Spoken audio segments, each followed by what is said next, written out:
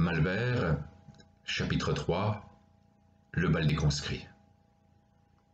À 17 ans, le Maurice voulait plus être puceau. Livette avait déjà vécu, ils s'étaient donc vite entendus. La première fois, c'était au bal des conscrits. Leurs mains s'étaient égarées, un peu frais dehors en mars. Ça n'avait gêné ni le Maurice dans son élan, ni Livette quand elle avait retroussé sa robe et qu'elle avait fait la chose en soquette, poitrine débraillée, adossée au mur en pierre derrière la salle des fêtes.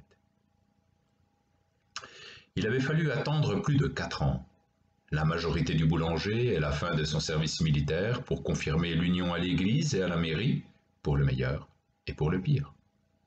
À vrai dire, c'était le plus souvent pour le pire. La mémère disait toujours que sa fille avait le diable qui lui grimpait le long des cuisses.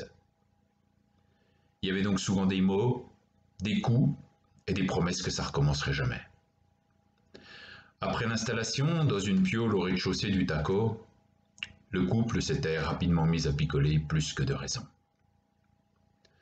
Pendant 3 ans encore, les savants calculs de Livette et la retirette avaient suffi.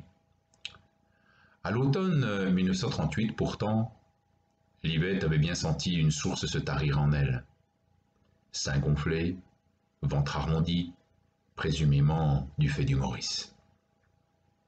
Elle tutoyait alors la trentaine.